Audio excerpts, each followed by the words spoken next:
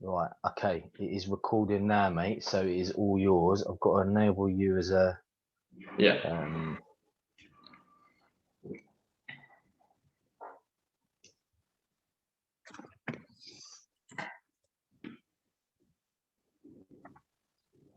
Okay, you should be able to access things now, mate. All right, let me just share the screen.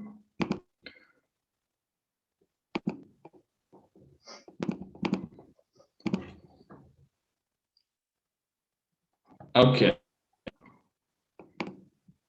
Can you see the screen? Yes, perfect, mate, thank you. Right. Right, let's go. Right, thank you very much, Aaron, for having me on. Thanks everyone for listening, giving me the opportunity to talk about my passionate subject. So we're going to be talking today about passion, perfectionism, and then mental health in general, in and in the context of weightlifting. The picture here I've put, it's like chemistry, the building blocks of life and the world. As we will find out, these traits that we have in us, and mental health in particular, it's everything. It creates everything we do. Every choice that we make is defined and is influenced by our mental health and our mental state. So, without further ado, before we start, I'll just go quickly about a warning. I'll be talking a lot about the symptoms I've had in terms of mental health, and they're not the common ones, and some of them are some of them are as graphic as they can be. So I know not everyone is. Some people get easily offended or easily upset, and I'm obviously not going to, intentionally be offensive or upsetting, but I will try my very best to. But at the same time, when we're talking about mental health, I don't want to censor, so I'm not going to say my life has been la-di-da and fantastic if it hasn't. So I will give accurate, but I will try not to be offensive or explicit or the way. So if anyone has any issues with that, I'm sure they don't. But if you do, just shout up, please. But here we go.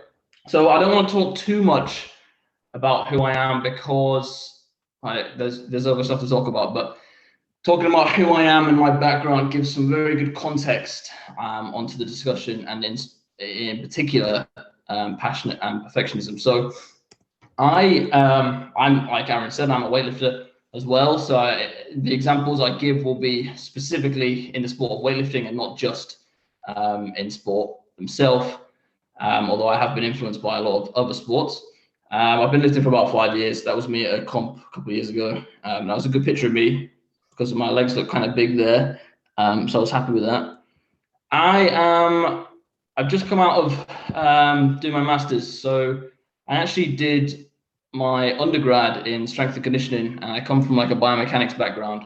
I wanted to coach. I wanted to learn about that. My dissertation was the one on the top right, movement strategies in powerlifters and Olympic weightlifters.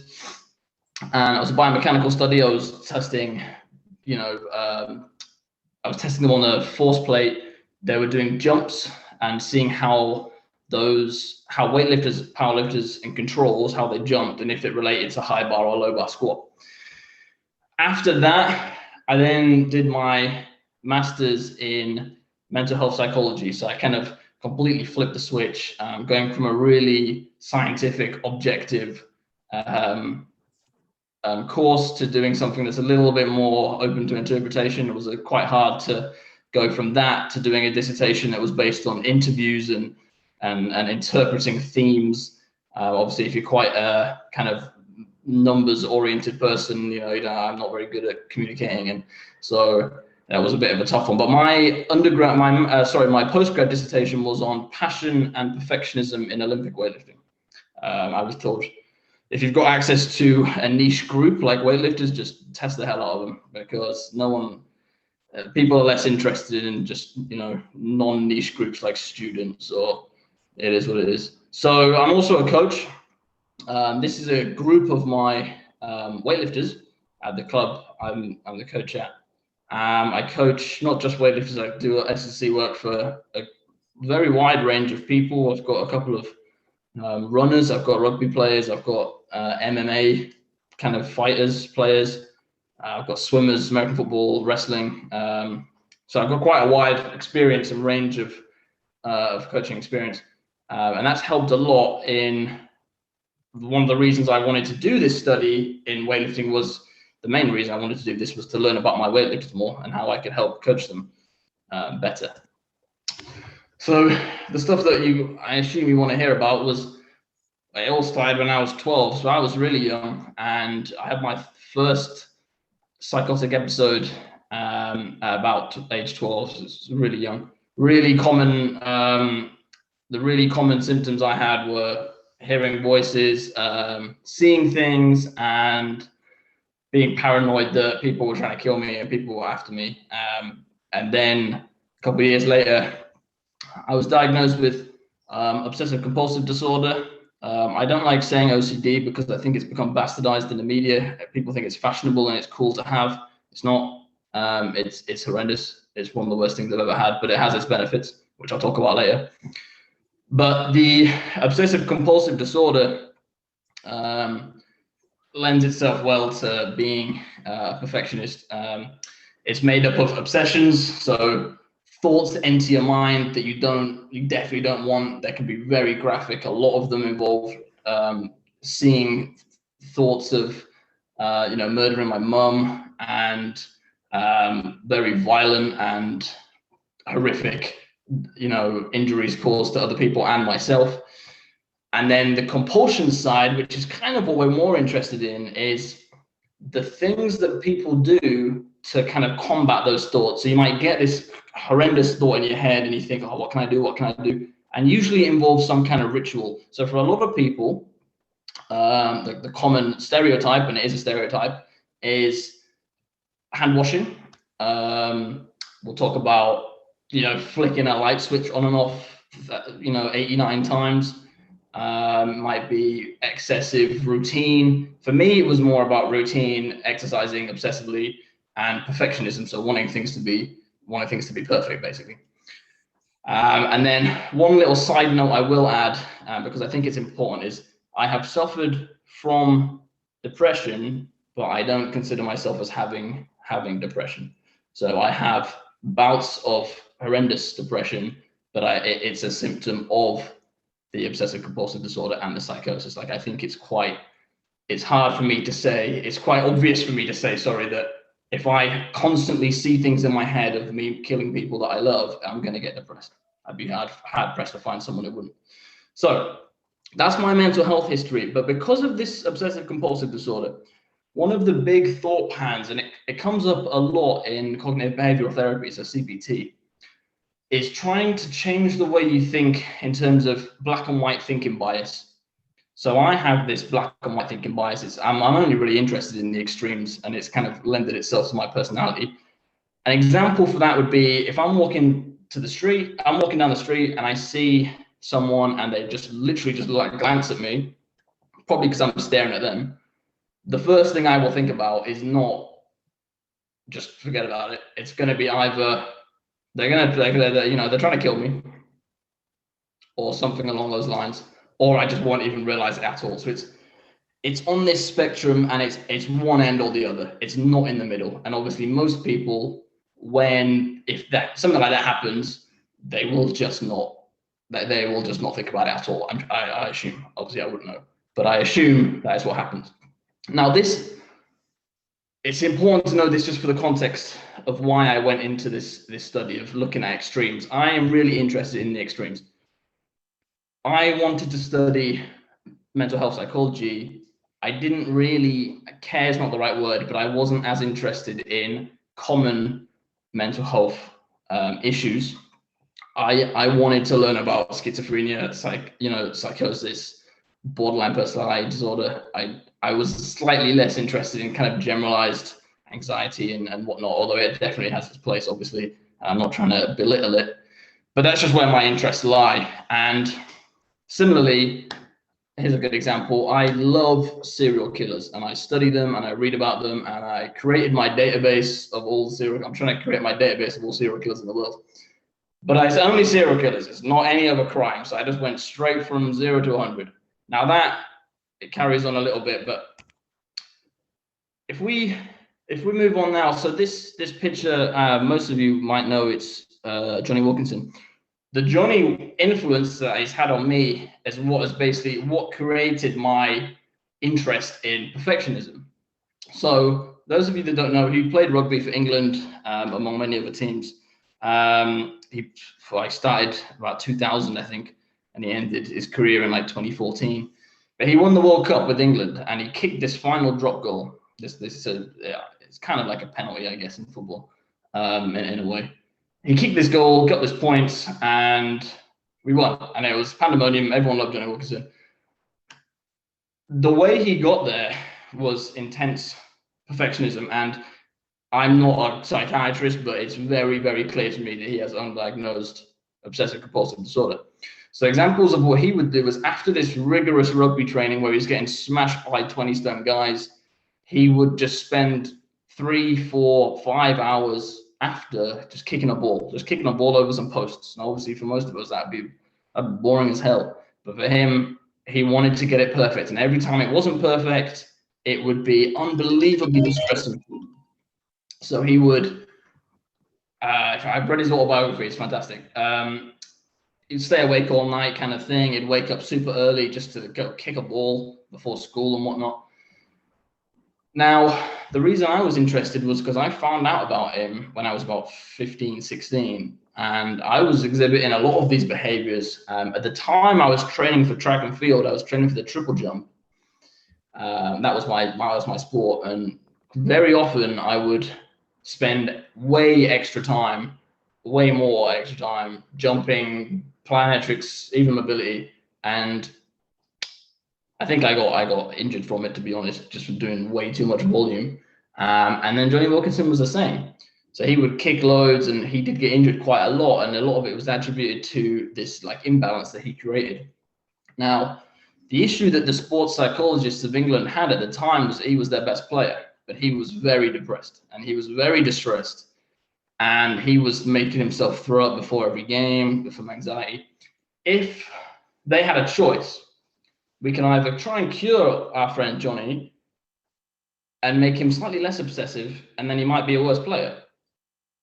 Or what I think they did was, I read it I couldn't find the article, but I remember it was one of the sports psychologists. And he basically said, we're just going to leave him.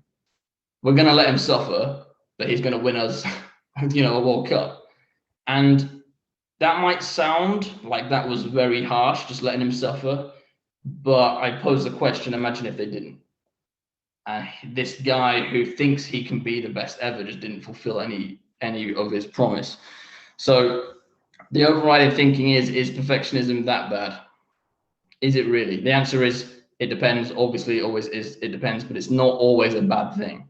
It can be a good thing. For example, I used to, when I was revising for my A-levels, I would track how many hours or how many minutes, I was that precise, how many minutes of revision outside of school I did. And I tried to beat it every day, and I started way too early. So I was having to clock up 10, 12, 14 hours outside of school. And obviously my sleep was massively affected. My social life was massively affected, but I got really good grades. So is that a bad thing? Yes and no, depends what you want. It is for some people, that's fair enough. For me, it was just who I am, really. But there we go. So I was interested in perfectionism from all this love of Jonny Wilkinson, and I said to my tutor doing masters, I want to study perfectionism. I want to study it in weightlifters because I've got easy access and I love the sport. They wanted me to not just study perfectionism, but throw in passion as well. I didn't want to study passion, but you know what researchers are like. Andrew will probably attest to this. You know what those people are like. They want to push their stuff on you, and that's fine. So what is passion? So if you think about what you're passionate about now, it's probably weightlifting. I'll use weightlifting as an example. If someone said to you, why are you passionate about weightlifting? You would probably say, yes, I love it. I devote a lot of time to it. You would probably go as so far as to identify as a weightlifter. If someone said to you, if you can think about 5 words to describe yourself to someone you've never met, weightlifter would probably be in there. For me, it would be male, from Yorkshire, weightlifter, student, whatever, coach. It would be up there. Okay. That's basically what passion is. A real kind of textbook example of, or definition, is a strong inclination towards an activity that one likes, finds important, and then watching, we invest a significant amount of time and energy. So I think we could easily say that we all do this for weightlifting. We like it, we love it probably. We find it unbelievably important, even though it is just lifting a barbell overhead, lifting a bit of metal overhead. It doesn't change the world, but we think it's unbelievably important, and I do.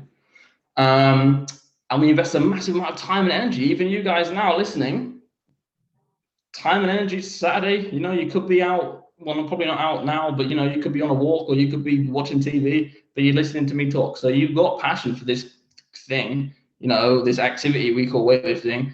Coaching is probably a better one for at the moment. But this guy, Robert Vallerand, French-Canadian guy, basically invented the study of passion. And if you type in passion in Google Scholar, you will find Vallerand's name. He, this is one thing. I love Vallerand. He's saved my masters. I love him. And I love that this response over to passion is something that we love. So he created this dualistic model of passion. Okay, so dual, obviously two. Harmonious v obsessive passion. Okay, now this is what I was talking about at the start between how I love extremes, and these are the two end extremes. Okay, harmonious and obsessive passion. There's a whole lot of stuff in the middle. So before we talk about what that is, a bell curve. Okay, I'm sure most people know this. It's common in stats. It's normal distribution. There's going to be a lot of people in the middle.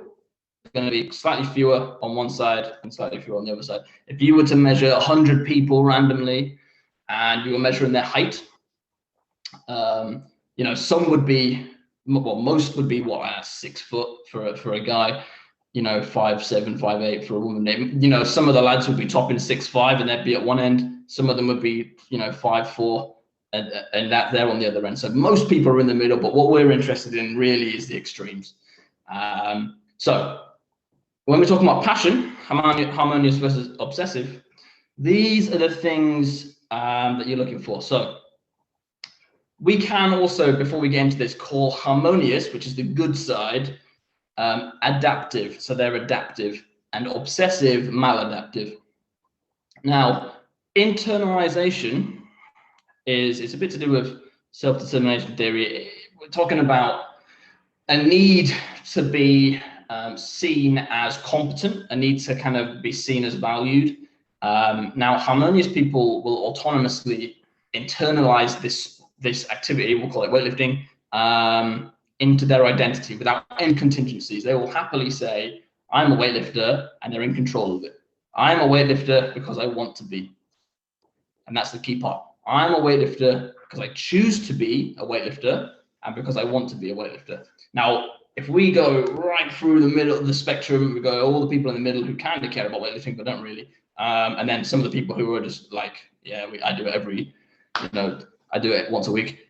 To the obsessive side, they train as much, they train as hard, they love it probably more. The difference is on this maladaptive side, they're only partially internalizing it. Because they want to. So a lot of it is driven by self-esteem or social acceptance. They're controlled by this urge to lift. Now, you probably recognize it in some people. They feel they need to lift. If they have, a bad session, oh God, it means they're a terrible person. Okay. And obviously we know this isn't true, but an example I found in my research was that in the harmonious group, if someone had a terrible session, they'll be like, all right, it was, I wish I didn't have a bad session, but I'll just forget about it and move on because it's only weightlifting. And the obsessive people, it would play on their mind all day, all week, probably until they had a good session again, and their self-esteem, because their ego is driven by their performance in weightlifting and their status in weightlifting. So is that a good thing? We'll find out in a bit. Now, so that's passion. Now, similarly, what is perfectionism? I'll tell you now, similarly, it is on a spectrum. And we're talking about a bell curve again. So those who don't love statistics, I'm sorry. We're talking about a bell curve. So we're talking about normal distribution. There's some on the good end, there's some on the bad end, and there's a lot in the middle. So what is perfectionism? So I talked about it briefly. Is it wanting to be perfect? Is it, I mean, yes, at a base level, but a couple of questions. Is it bad? Okay, is it bad? Would I have done as well in my A-levels and got to university and be talking here now without it? Probably not. Probably not. I'm from a very small town. A lot of people go into like local businesses. Would I have ended up there? Possibly. Is that bad? Probably not. It's not a bad or a good thing. But is perfectionism in itself bad? I would say no, but it can be. So whenever you see these things on Instagram, and I always see, and I always call it out, things like top 10 things that cause procrastination, and it says perfectionism, and it's like people with perfectionism don't want to start a task because they are so scared it's going to be perfect. That's the one side. That's the bad side. The good side will start 4 weeks before it's even been announced. So they're just well ahead of the game. They will be so obsessive about it in a good way. Now, whether that has a knock-on effect on their social life, maybe. Continuing on the theme of is it bad, Silverman suggests that only those with the potential for excellence are visited by perfectionism, and that is the most noteworthy characteristic associated with being gifted. So if you think about a good example is basically any musician, and we're talking classical music, but probably any music. Probably, if we're talking about the greats, we're talking about, Bach and Mozart and Beethoven and, Pachelbel. They're probably all going to be unbelievably obsessed with getting it as good as possible, as perfect as possible. And yes, it may have destroyed their social lives and that's an argument not for me. That's an argument for clinical psychologists. Would they have been so famous and so fantastic and unbelievable in music without it? Probably not, because they would have played the piano, it got hard, and then they might have stopped, but they would have obviously carried on. So at the same time, perfectionism in terms of weightlifting is not wanting a lift to look perfect. Okay, I'll say that again. It's not wanting a lift to look perfect. Okay, wanting is the key word. I don't know any weightlifter ever who doesn't want the lift to look perfect. No one goes into a session thinking, oh, yes, I can't wait to snatch terribly. I can't wait to do a terrible clean and jerk and injure myself. No one wants that. No one wants that at all. The issue is a lot of people who say it's a PB lift, the max they've ever attempted, they get under it, say it's a snatch, they get under it, they get crushed, they're fighting against it, they stand up, knees cave in a little bit, but they make the lift. Now, someone with really extreme perfectionism might see that lift as a failure, even though it's a PB lift and it's a new record. They might see that as a failure. Most people, we're talking about the bell curve, most people in the middle would be unbelievably happy they got a PB, and fair enough. And they're like, oh yeah, my knees caved in, I don't care. But so perfectionism, I would counter is not wanting a lift to look perfect, but it's needing the lift to look perfect. Either for their ego, if we're talking about the maladaptive side, or just for their own mental psyche, to be honest, and for the ability. Jonny Influence said it once he'd had his routine and he kicked his 20 goals from the front, 20 from the right, 20 from the left, he could sleep at night. And I think that's all it is really in terms of perfectionism. So interestingly, and now this is why my tutor wanted me to study passion as well, is somehow she realized that perfectionism would also be on this bell curve. But not only that, but it would also have an adaptive side and a maladaptive side. So a man called Frost did a lot of research in trying to quantify perfectionism. And he came up with these 6 kind of attributes. Two of them are on the adaptive side, so perfectionist striving for perfection.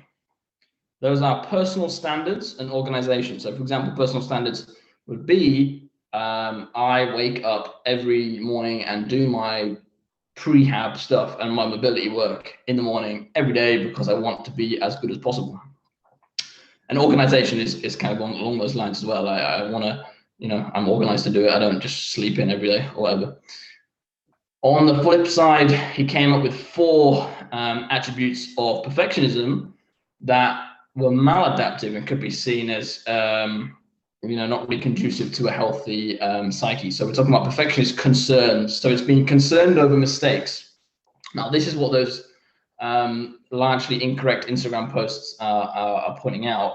They're saying that everyone with perfectionism is too concerned with the mistakes, but they don't even want to start, and that's ridiculous. That's absurd. A lot of people are, don't get me wrong, absolutely. That's the bad side, but it's absurd to say that everyone is. Doubts over actions. So that's kind of after the activity. There might be, you do a snatch, it looks fantastic, and you think, but you doubt it, and you think, oh, maybe it wasn't perfect. I'll stop.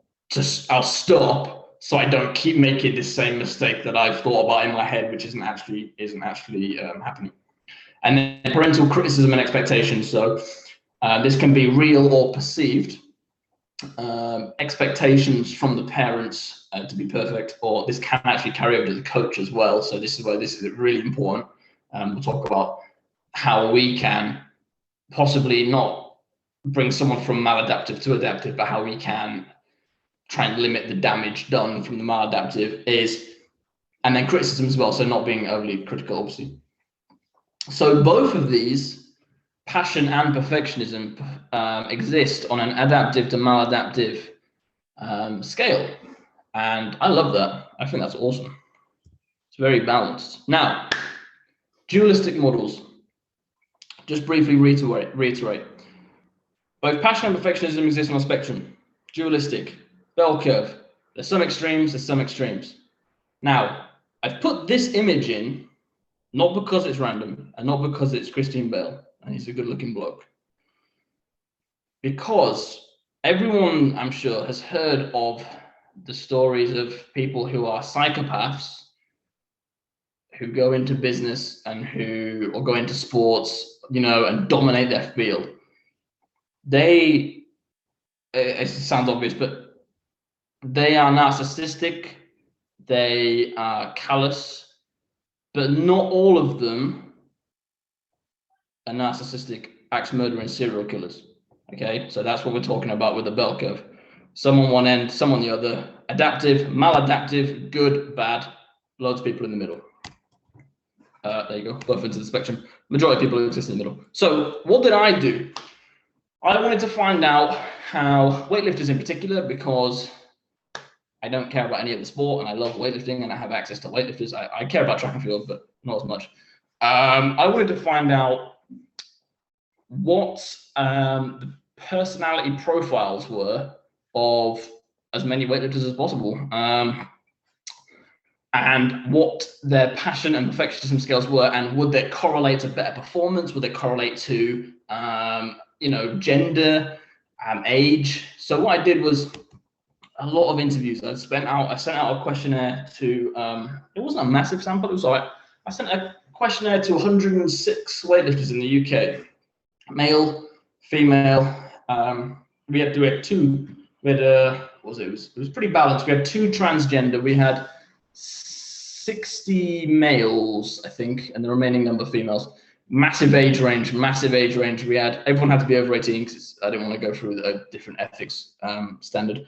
It was 18 to the highest we had was 72. We had a 65-year-old, and then, like I said, bell curve one end. Most people kind of 20 to 30, and they were tested on the passion scale, which Valorand made, and Valorand again, and then the sports multidimensional perfectionism scale 2, which Frost made, I briefly mentioned earlier. And it measures those things basically using questionnaires. I took because I'm only interested in the extremes, which is a lot of psychology actually, I took the people who were the extremes on both ends. So it worked out that generally the people who were in the adaptive group for passion also scored very highly adaptively for perfectionism.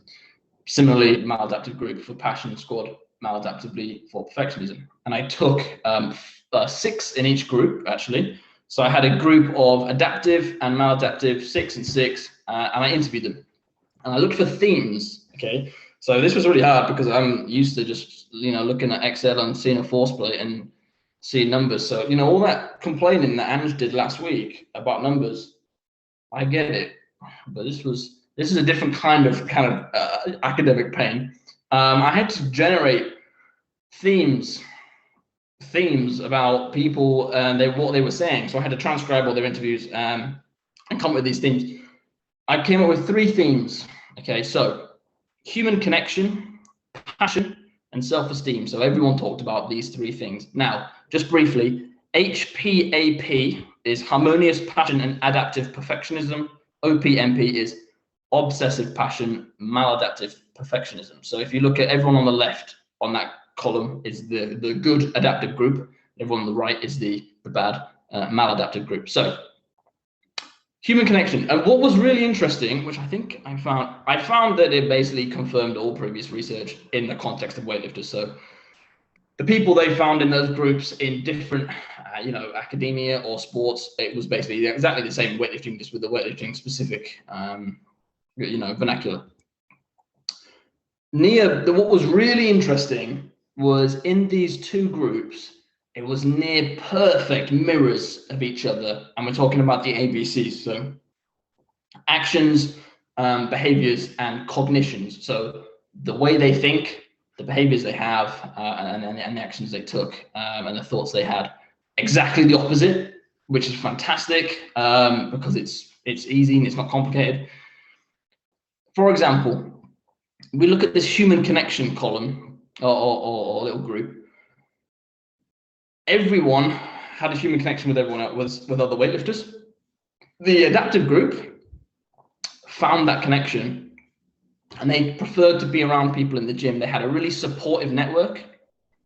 They had a welcoming community, and they had a really collaborative relationship with their current coach. So some of the good examples were, I had one of my people was a British record holder, and they were talking about how they had a dip in form, and they talked with their coach loads, and they worked out what was going to work, and it worked, and they put that plan into action. Now, on the flip side, in the maladaptive group, they relied on this connection with others. Okay, one of the quotes was, "I need him," and that was in reference to their coach. They're not collaborative; they need them. Okay, they hold them in an unbelievably high regard, and they need them. And you might be able to, once I start reading out these, you might be able to pinpoint, oh, that's Billy, or that's Jack. That's one of these guys. That one of your athletes might be kind of one of these. They had a non-supportive network. They didn't understand this. So both groups had a non-understanding. So like moms and dads who don't know what it is. But one group they were very supportive, and one was not supportive at all. Both had a welcoming community of weightlifters. It's a nice group of people weightlifting. I've been in quite a few sports, and not all sports are this nice. They wouldn't let me come and talk about this in like rugby maybe, or football maybe. Where the adaptive group had this welcoming community, the maladaptive group, they had this welcoming community, but the emphasis was on fitting in and fitting a mold, and not being themselves and fitting them in, and kind of this ego and this self-esteem thing dictates them. So when we talk about passion, so moving on, the group in the adaptive group had a life that was enriched by this passion. Someone said, "I've managed to mold my life around weightlifting." Now, that sounds extreme, but that's autonomous internalization. Now, there's a very, very key distinction here, which I'll get to in a minute. They planned weightlifting around their life. They had this desire to train, they recognized the benefits, but what they did was they planned weightlifting around their life. Now, what I'm talking about, this near perfect mirror, is that on the flip side, on the bad side, they planned life around weightlifting. So it's controlling them. The weightlifting is controlling them, and that's why they're planning their life around it. They're emotionally controlled by weightlifting. As you see above that, one of the quotes is, "It dominates my life. It dominates my life." Weightlifting, dominating someone's life. Now we understand it. I mean, it makes a lot of sense to me, to be honest. But if you think about it, they love it as much as each other, but one of them is controlling. And these guys would sacrifice. So I had people who were sacrificing sleep, sacrificing relationships. Someone sacked off a wedding. I had one of the guys just didn't go to a wedding. It was like their sister's wedding, and they just sacked it off. They just wasn't, I'm going to train. I mean, is that good? I don't know. I'm not one to say. Finally, self-esteem.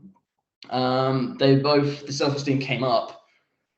With the adaptive group, it was a lot more about adaptive self-improvement. So they're talking about building something brick by brick. They're process driven. So they like the process of training. They compete against oneself. And to me, that is very adaptive. That's good. It means that they can have a failure. They can bomb out on a competition, and they can see the learning process from it. So one of the guys actually he bombed out, and he was like, I was angry for like an hour, and then I just realized that it's just learning. Like, I'm quite new to the sport, it's just learning. And then on the flip side, the self-esteem profile of the maladaptive group was all about retaining dignity. So we had some people who were afraid that they didn't look like they knew what they were doing. And for them, they were scared that they didn't know what they were doing, but they didn't always train harder to look better. They would avoid it. So a lot of them wouldn't like maxing out in like a club environment because they didn't want to miss any lifts. And obviously anyone here knows that missing a lift in weightlifting is some people say it shouldn't be that common, but it happens. It's like getting tackled in rugby. Like, it's going to happen, so you can't really avoid it. But they would always compete against others. So we had a couple of, this was more in the females. Some of the females would in their club environment, they would not. A new girl came in and they were slightly better or just worse, but got better. They would just shun them out of the life, and they would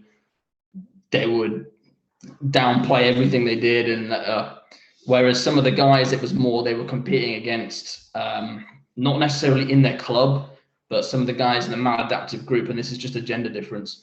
One of the guys was maxing his clean and jerk, I believe, and he said he says something like that the Chinese girls who are like 14 can lift this. Why can't I lift this? It's one of those, they're comparing themselves to others, whereas in a good group they would just compare themselves to themselves. Now, one of the things that came up was the ability of the adaptive group was a lot higher. The people in the adaptive group I had 2 British record holders. They were all but one international lifters, and we had a masters lifter in there. And then in the maladaptive group, we had much lower level kind of club lifters. Now, the main finding was that the sustainability of these, so the people in the adaptive group who were a lot better had actually been lifting for a lot longer. And that speaks to the sustainability of having that really healthy mindset, that they just stay in the sport for longer. Sometimes with this ego involvement, and I'm sure you will all know people who've done this, they've been unbelievably passionate. They've got into the sport and they talk about it all the time and they love it. And then they encounter one thing that's hard, or and they drop it. Or one person comes in that's better than them and they drop it. And it happens a lot, and it's about the ego involvement. Sometimes like ego can't take it. Sometimes people just don't do the sport because they don't want it. That's fair enough. But a lot of the time, I found that it was because of this ego involvement. So whether people with adaptive personality profiles in terms of passion and perfectionism will make better lifters, and people without don't, isn't proven. What I think actually happens is that people start and they're either adaptive or maladaptive, and then throughout time, usually about the 2 or 3 year mark of just training for weightlifting, they will either drop out or the people in the maladaptive group will switch over. And I think I've started to do that myself. When I first started lifting, it was all about, look, if I don't snatch 100, I'm a failure. My mum will hate me. My girlfriend will break up with me. And now I am absolutely not perfect. I am probably, I don't know, I'm probably still in the maladaptive group. I haven't done the test myself because I don't want to. But I'm a little bit more moving over. So like I said, whether we can actually switch them over is up for debate. But it did seem like most of the people who, if not all of the people that I tested, who were above British level, kind of competing for Britain, internationally, or at least British podium kind of level, were in this adaptive group. So whether there's people in the middle who of the bell curve who aren't on the extreme ends can also be up there, there was. So it only really seems like the people in the maladaptive group probably won't be able to sustain the training for more than a couple of years. Can we make someone who isn't adaptive, harmonious, passion, and adaptive perfectionism, can we make someone that?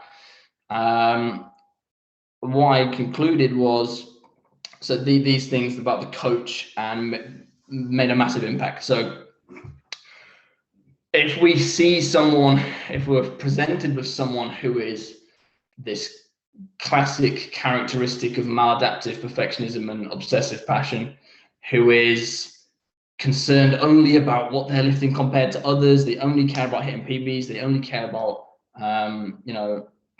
they want a new PB every session or whatever. Can we make them more process driven rather than outcome driven? So thinking more about the process of getting better as an athlete, getting better as a person, getting better, even if it's like being more committed or being more resilient or reliable with your training, and not just maxing out all the time and following the program. That's one way that we could possibly shift someone over to the other side of the bell curve. It's trying to instill that process-driven attitude. Coaches, you've got a big emphasis on not setting unrealistic expectations and not setting expectations that are purely outcome-based. So I know it's an outcome-based sport, but especially with the younger guys and girls, the kind of under 18s or kind of up to 20, before what you're like when you're that age, like you do just want to hit these numbers. Like I was the same. I'm only 24. Like at the time when I first started lifting, I was like 19, 20. I just wanted to max out all the time, and then you just kind of grow out of it. But I did have people around me who were pushing that, and they were like, look, we need to get this number to qualify for this. And I know obviously you do, but maybe we could talk about if I get presented with a kid who has the potential, if we talk about, look, let's technique as perfect as possible, let's get you as my coach now, Chris, who presented last week, he's really good with this and about being I'm sure we've all seen it on Instagram, about just being a better athlete. No one's asking you to be Usain Bolt, Simone Biles, gymnastics perfection. No one's asking you to be a 10-second 100-meter runner. But if we can work on our power and our, and our mobility and our gymnastics, it's more of a process. And I would argue that is possibly the way to kind of drag someone over from that maladaptive OPMP group to the HPAP group, and then possibly we'll have a massive we won't have as much of a drop off of people just quitting the sport after a couple of years. I mean, people will, because they people move on and people change, and that's fine. I mean, I've quit sports in the past, but I think for weightlifting and a lot of individual sports, obviously this would carry over to this. I found research that this carries over to other individual sports, less so than team sports, but similar findings. Maybe we can keep people in for longer, and that's more of a sustainable way to create, fantastic performance. It doesn't have to be elite, but going to British seniors, going to nationals, going to whatever it is. So, can we make someone HPAP? Not definitively, but in my opinion, we can definitely lessen the blow of the OPMP, and we can lessen the negative impact. That's it. I talked for ages, I think, but look. If I know people wanted to talk about mental health in general, and that's awesome. I'm probably the guy to ask. I've gone through it all for over a decade. If people want to ask questions about my research, please do. If people want to ask questions about my obsessive compulsive disorder, my psychosis, whatever, let's go. Thank you very much, Aaron. Cheers, mate. Mate, that was an absolutely fantastic presentation. I really enjoyed that. Just before we get to the questions, do you want me to stop the recording now, or do you want the questions included? I think keep it on. Yeah. People might find it important. Okay, perfect. Well, we might as well start with Angie's question, because she's asked a couple in the actual chat. So I don't know if you can access that. One was banter, one was a question. Cool. Well, I'll let you read it then, Benedict, rather than. It's a love-hate relationship. Sorry, it's a love-hate relationship with weightlifting. I love it. It hates me. Yeah, I feel that actually. These kind of things, though. How long have you been lifting, Ange? 17 years. Almost as old as you. And you're still doing it now. He's nearly as old. And yeah, but that's the thing. You're still doing it now. It sounds really cliche, but obviously everyone in any sport, in any pursuit, will have these dips, and they will want to quit. But why don't they? Well, I think it could be down to this personality profile. Could it be that you've got this adaptive? And so I know it doesn't feel like it sometimes. I know it does not feel like you want to do it. But overall, I think you probably do. I know there's been times, like, I think nearly every maybe fortnight, I think, why am I doing weightlifting? Like, there's no money, there's no, it hurts like hell. Like every morning, my back hurts like hell, my knees crack. And I don't feel like I'm a good lifter, but then I don't know, you just keep doing it, don't you? I think that comes down to overall, like, obviously I have these moments where you think, oh man, Aaron's gonna outsnatch me pretty soon. His technique's way better than mine, and but then after this little, episode, I just think, and I'm sure you all do, I just want to get a PB from me. Like, I want to work on it for me and try and get better as an athlete. So that would be that. So sorry, your question actually was, are there generally significantly gender differences in passion and perfectionism, or is it independent? Yeah. So the groups I had, so like I only picked 6 in each group. In the adaptive group, there was 3 men, 2 females, and 1 transgender. In the maladaptive group, there was 3 and 3. There was 3 male, 3 female. So it seems pretty balanced. I would say some of like I said, with the story about how the girls compared themselves to other girls in the club, there is small behavioral differences in that, in the examples and how it presents. But in general, no, not really. Which I love. I find that awesome. Yeah, I think that's just study, I think that's great. I mean, because I was kind of thinking about that in terms of sort of that Christian Bale, American Psycho reference a little bit. Like, if there was like any sort of predisposition to some of these particular traits, just based, like, if one gender was a little bit more prone to particular traits, or if that's something that needs more investigation. I think that needs more investigation, because bearing in mind, I, through choice, didn't want to study anyone under 18, because, as you know, I didn't want to go through crazy ethics protocols. And I think if we were to do the same kind of study on weightlifters who'd been lifting for a similar time at a younger age, then maybe we'd find out more. I think as times go on, everyone they mold into their perfect self. And I think It's a bit different with serial killers because most men, most serial killers turn out to be men. Whether that's the same in weightlifting, I mean, maybe there's an evolutionary thing, but I think in terms of the overriding passion and perfectionism, it's similar. But like I said, there's key examples that were very different. So some of the women were a lot more focused on they don't feel like they fit in. They feel like they look, stupid. Whereas some of the men were similar, but I feel like I feel like I'm weak compared to other people. Is that like a psychological trait, or is that more like a learned behavior from I would say like psychological. social stuff?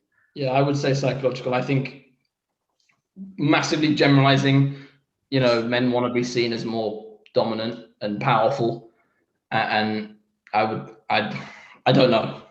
My answer would be yes, psychological. I don't think it's learned. Okay, interesting. Yeah. Do you because I know with autism, there's a thing with less females having autism because the tests, the way they're designed, they don't detect it in females. Absolutely. Is there the testing procedure you're using? Is it something that you've taken from someone else, like the questionnaires, or is it specifically something you've developed for this? And do you think there's anything along those lines with, obviously we're already talking about gender? Yeah, so you're absolutely right with the autism thing, and all questionnaires, especially psychological questionnaires for mental health. The scales I used were taken from previously done. So it's the passion scale, which is both of them have been the sport multidimensional perfectionism scale 2. If it's got 2, it means it's been updated. So I don't know, maybe they changed something. But they were both seen as unbelievably reliable, valid, and across genders as well. A lot of the studies were on, because I tried to get studies that were done on individual sports, okay? And I actually came across, it was women's, ballet, but most of them were women, and like Olympic wrestling, and most of them were men. And the numbers were always similar. It was always, you know what I mean? It does kind of carry over. I do think the wording of questions, like you mentioned, has a massive impact, yes.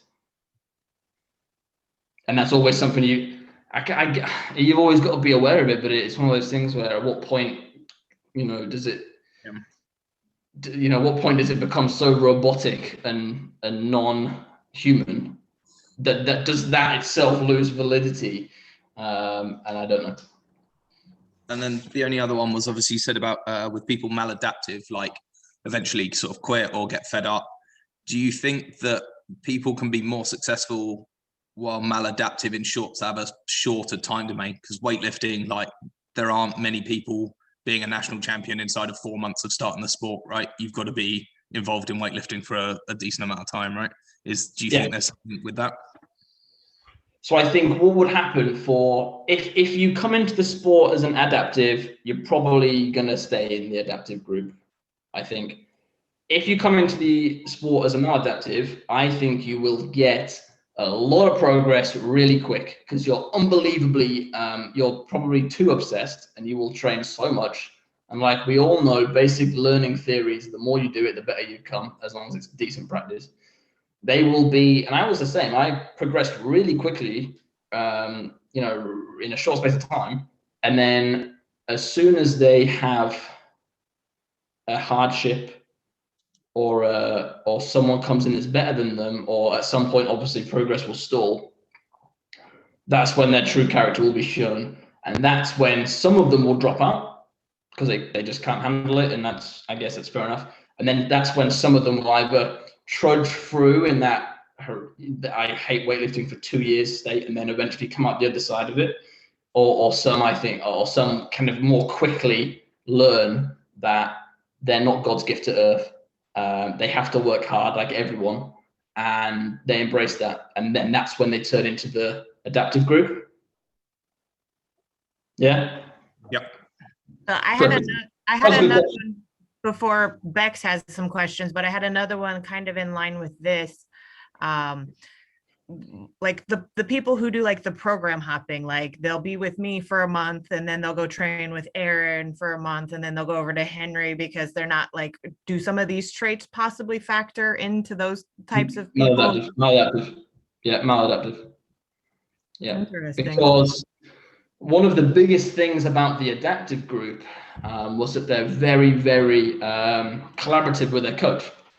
So we've all had something programmed for us that seems horrendous and seems like I cannot do this. I can't do sets of 10 squat at 85%. I just can't do it. And you send that to your coach, but some of them, I mean, you all know those people as well who just want to max out all the time. And if you don't give them max out all the time, they will just leave. And it sucks because you don't want to lose clients and you don't want to lose people. And especially because as coaches, we get bonds to these people and we like them usually. So it's sad, but I do think that they need to, there's not much you can do, because there is a little bit, and there has been times in the past when I've had, I have one weightlifter at the moment who I feel like I've gone through the whole transition with him. He started out really keen, wanted to max out every time. I would put in a lot of time to write this perfect program for him. And he would come back immediately and say, yeah, I don't really like this. I just want to max out.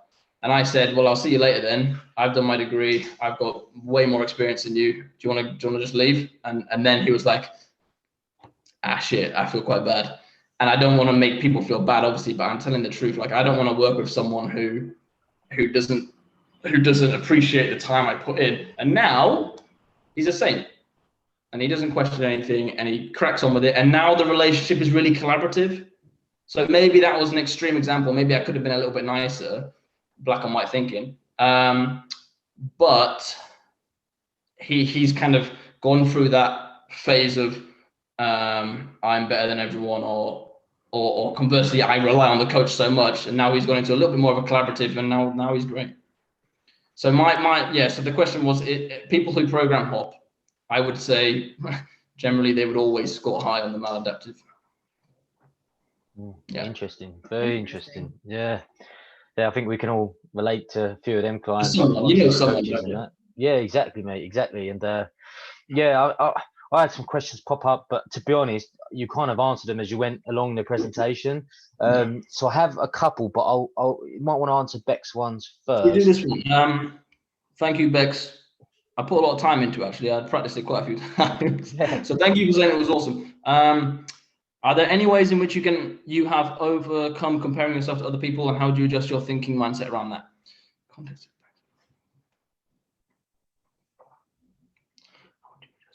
Right. Okay. So, like I said, when I first started, I used to always compare myself to other people in the gym, which was ridiculous because I started and people were in the gym with me who'd been lifting for like 3 years, and obviously I was not as strong as them.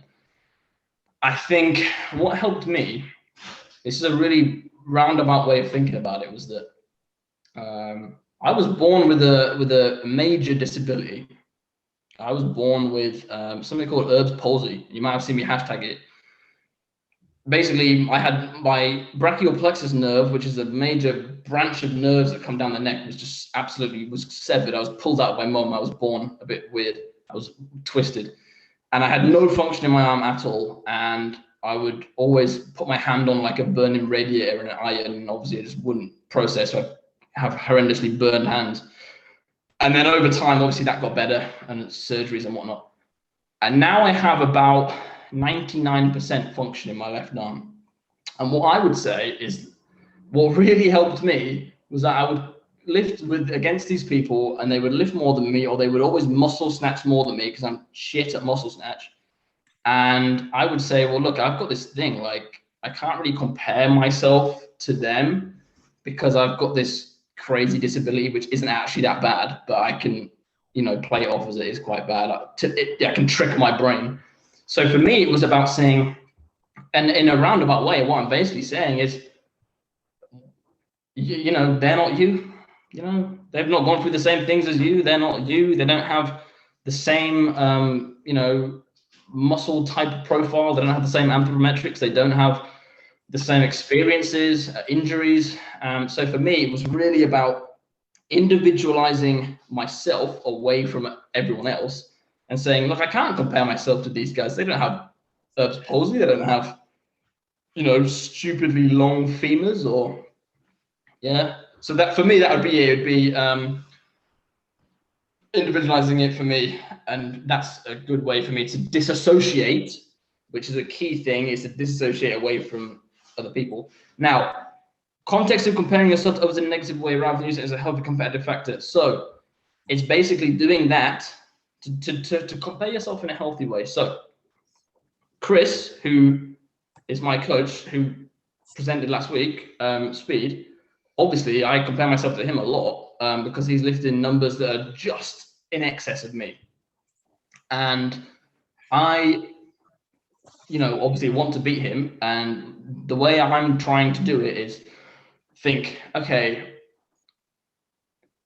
my snatch is close to his, for example, but he can push press way more than me. And I say, look, all right, I want to beat Chris, but I'm not going to beat him in push press because he's got shorter arms than me. And he hasn't got this shoulder thing. Okay. Now, I think that is a way of individualizing itself, but still being realistic. Like a maladaptive thing would be if I just started lifting, I had no idea what the snatch was, and I said, oh, I want to beat Chris in 1 year. That's still comparing yourself to him, but in a very maladaptive, unhealthy way, and in a way that is doomed to fail, and you will only experience failure, unless you're one of those freaks. Whereas the way I'm trying to do it is to compare myself in a way that makes me want to push harder and beat this guy or stay just ahead of this guy. Everyone knows if you compete with someone who's just ahead or just below you, you do way better. But in a way that also gives me some slack.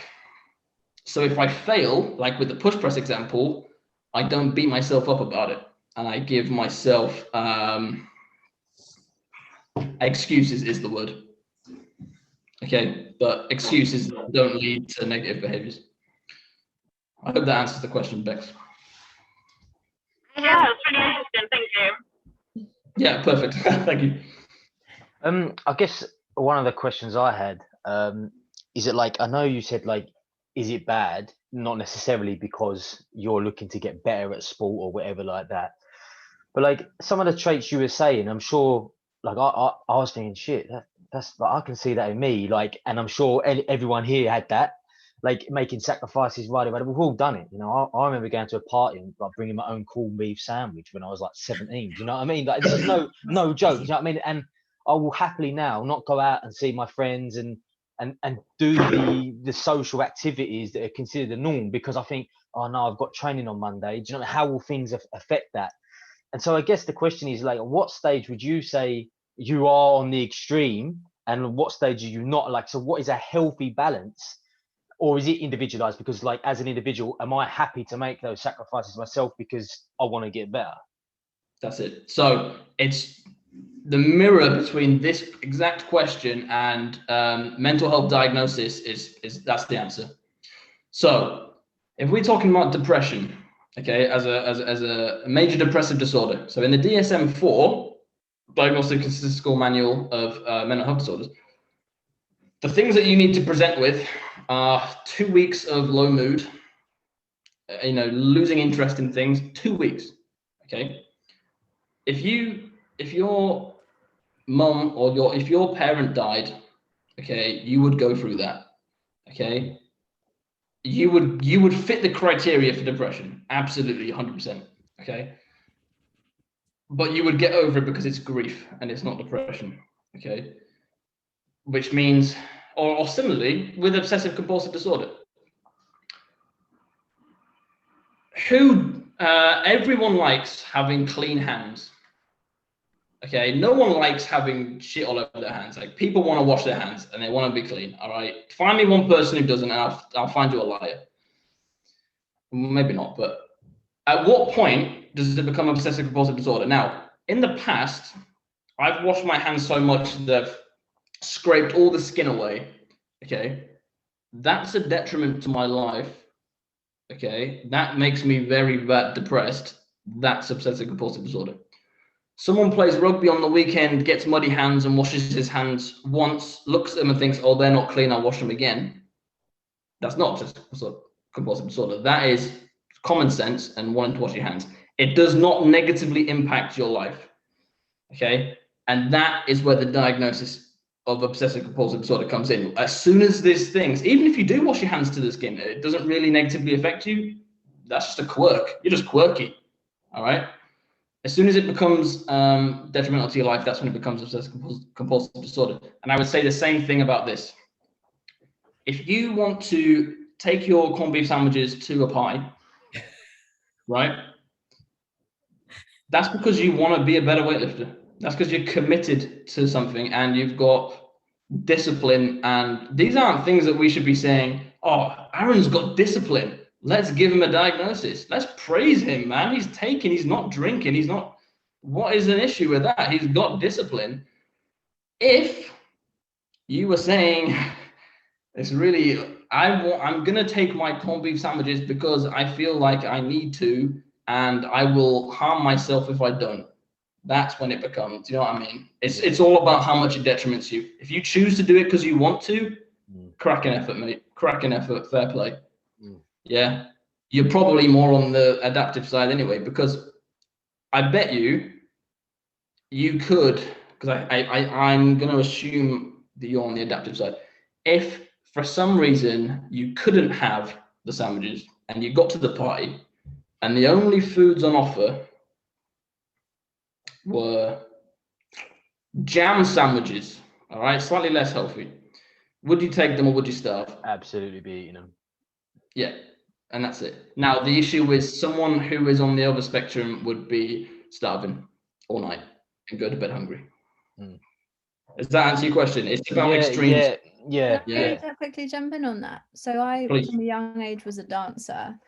And up until I was like 23, I was probably in a constant state of underweight and calorie deficit.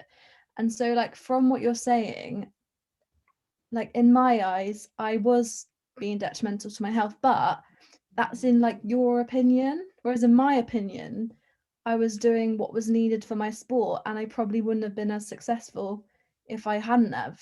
And like 99% of the dance industry do that, and things are changing, like great people like Ange, but like that is almost a characteristic of being a dancer. And like now as a weightlifter / crossfitter, I don't undereat.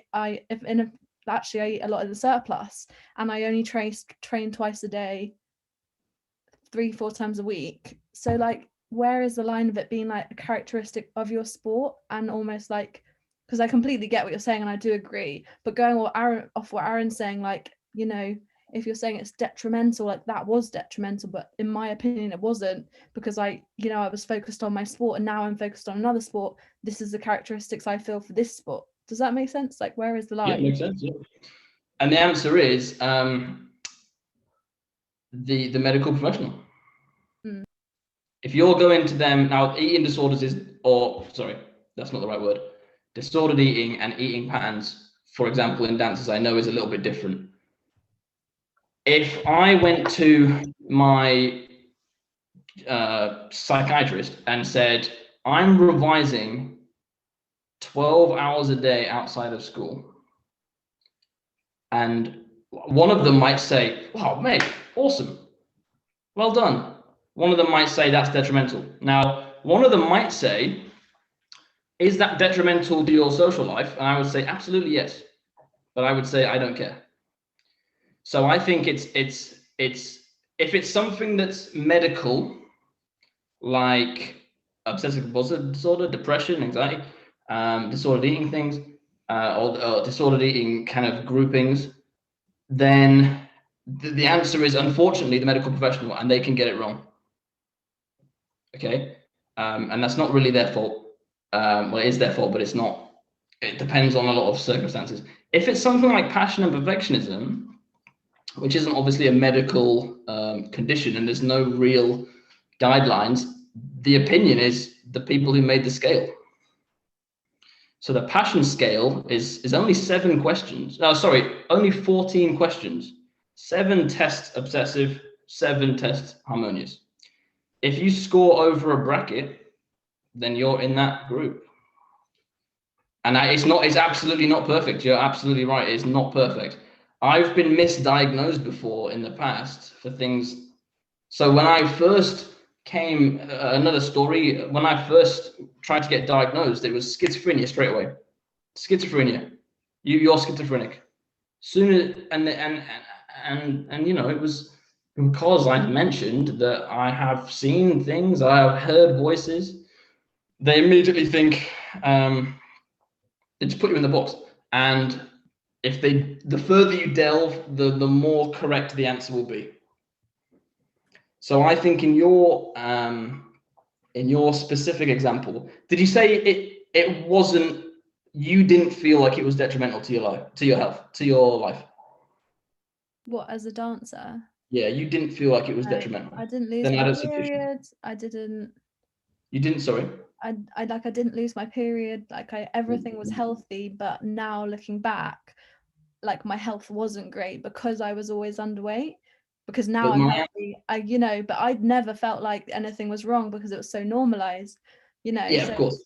And that's the societal influence. As soon as things, obviously this isn't my kind of specialty as not a doctor.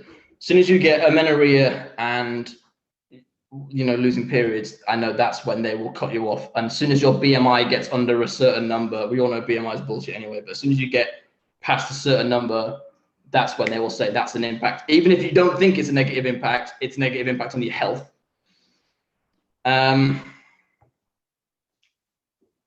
mean, I would say if you felt fine, my question would be, because you were under calories, but you weren't having any of these crazy physiological effects,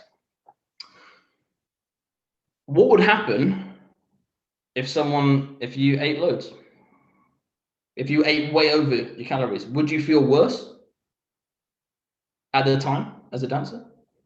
Well, I guess I would just put weight on, no, and that's detrimental. And would that have led you on to feel a bit worse? Yeah, because it's an aesthetic art, essentially, not a sport. It's not seen as a sport. So essentially you're viewing what you look like rather than your, like, obviously it did have a detrimental effect on my performance because I was always tired. So getting off the floor and stuff was always hard, but that just was almost normality. Yeah. So yeah, I guess there's always, it's not black and white, is it? Like there's probably always going to be. No. And that's why I would be a terrible psychiatrist. It's weighing up the pros and the cons. Okay, so for me, the studying example, I didn't have loads of friends, although people like me for some reason, but I didn't have a lot of friends. I didn't go out. I missed out on a lot, but I didn't really care. And I was happy. I was well happy, actually. And I think the same is for you. You're not eating up to your calories. Training's hard because of that. But what's the opposite?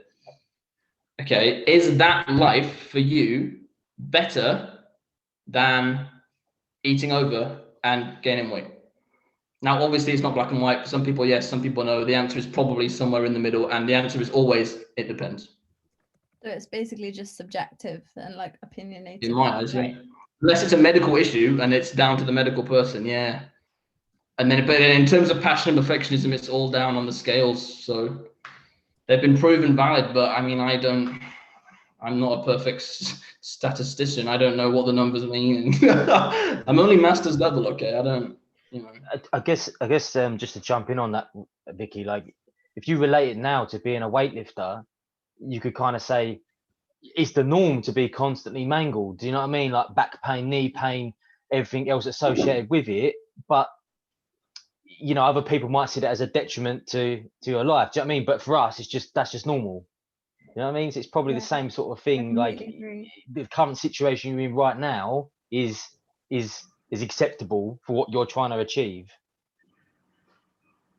So it depends on the social side as well. Yeah, it depends on who you're around. That's the best. I think someone commented something really useful actually.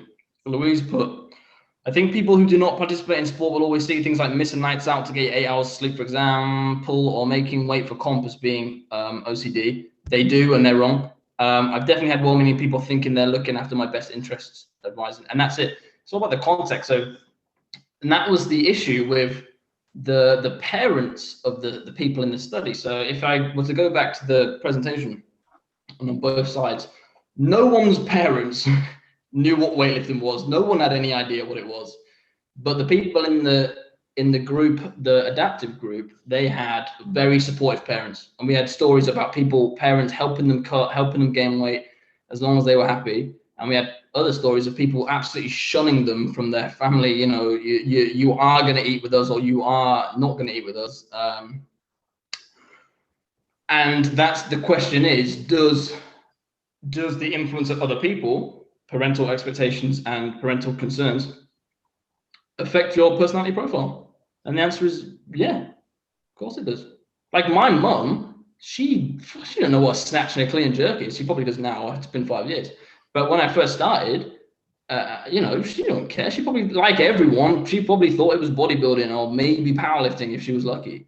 But that she is unbelievably supportive, and I think that's what's actually pushed me slightly more towards the adaptive side.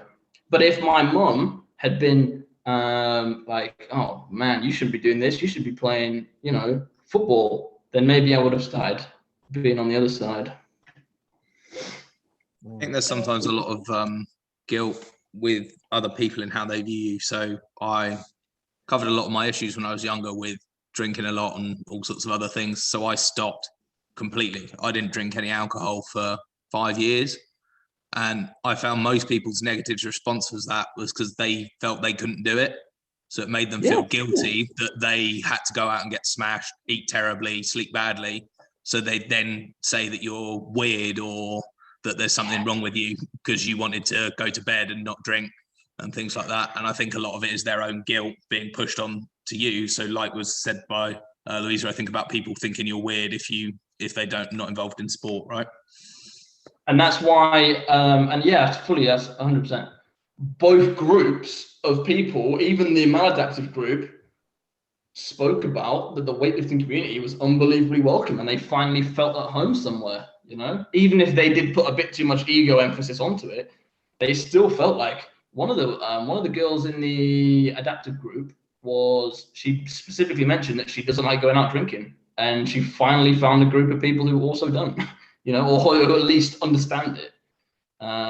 You do what you want, you drink if you want, that's fine. But people more, I think, in a sport like weightlifting, and this is why I was saying, I'm sure this is probably the same in dancing or any individual sport. When I was doing track and field, it was exactly the same. People in individual sports are psychologically different from people who are in team sports, and that's, yeah. I think most of it is everyone's found a welcoming community, and that's one of the reasons we stay in. Like everyone knows that people who do weightlifting are crazy. Like, why are we doing this stuff? Like, we're crushing our bodies, we're hurting all the time, but we love it, and we all love it together. There's nothing wrong with that. I always think it's that quote, the definition of stupidity is doing the same thing and expecting a different result. And that just sums up weightlifting, right? You fucking almost drop a PB snatch in your head, almost kills you. And then 2 days later, you're like, yeah, I can do this. And there you are again, trying the same thing. Right? Yeah, it's crazy. But at the same time, the definition of stupidity is doing the same thing over and over again and not getting enjoyment of it. And that, I never was into, you know, going out and drinking and stuff. I never have been. But I think there are a lot of people who do it all the time and never really enjoy it, but they don't want to leave it because they don't want to be seen as different. Yeah. But you are right, weightlifting is stupid. So circling back around to what you said about the dance, I used to work with a few professional cyclists, and there's a lot of issues with eating disorders or disordered eating in cycling. And one of the big things they said is like, it's when it stops being about performance and just about your weight. So they were saying it's not when you get to the point where you're not going, if I lose 2 kilos, I can go faster over this distance or whatever. It's when you just start thinking about your weight as a separate entity. And they said for them, a lot of them, that was the kind of tipping point of it turning into a disorder rather than about performance, right? I think the only time that's incorrect, and I think you are 100% right, actually, and that is probably a much better and much quicker way than I said.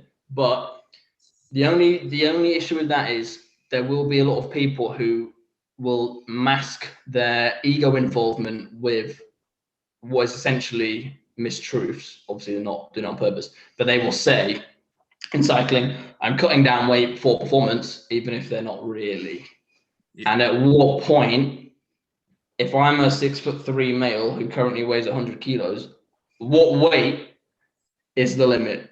We're talking 80 kilos? Probably not. We're talking 60 kilos? Possibly.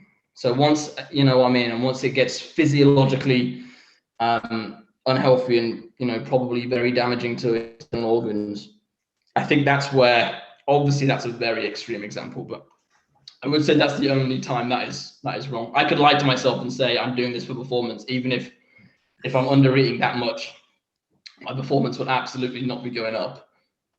But I could trick myself into thinking, yeah. Well, So I had one last question. please do.